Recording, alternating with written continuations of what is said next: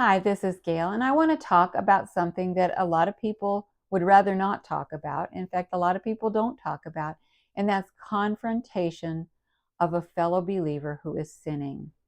Now, we all would like to be popular. We'd all like everyone to like us, but there are times that we need to put God's goals above our desire to be liked.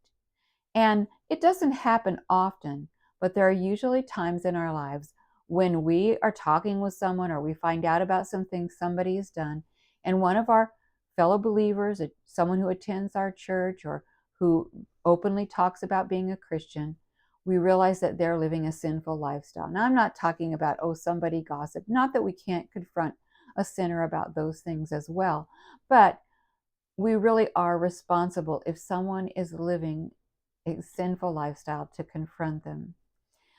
Some people will hate us for doing it, but we have to remember that as John 15:18 through 27 says, Jesus was hated, and he told us we'll be hated. Now, it's especially difficult to do this if the person that we're confronting is a friend or a family member.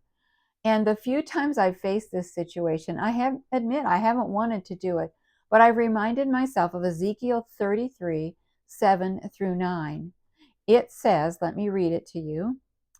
Son of man, I have made you a watchman for the people of Israel. So hear the word I speak and give them warning from me. When I say to the wicked, you wicked person, you will surely die, and you do not speak out to dissuade them from their ways, that wicked person will die for their sin, and I will hold you accountable for their blood.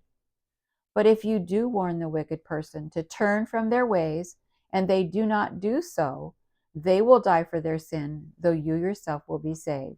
Now, he was giving a command to Ezekiel, who was definitely God's spokesperson and prophet during the time. But there is a principle in that applies to us as Christians, and we know that because of these passages. Galatians 6:1. Brothers and sisters, if someone is caught in a sin, you who live by the Spirit should restore that person gently, but watch yourselves or you too will be tempted.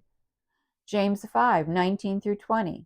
My dear brothers and sisters, if someone among you wanders away from the truth and is brought back, you can be sure that whoever brings a sinner back from wandering will save that person from death and bring about the forgiveness of many sins.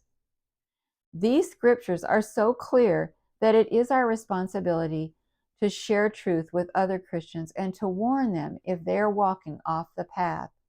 So, let's love our fellow believers, even if it involves confrontation.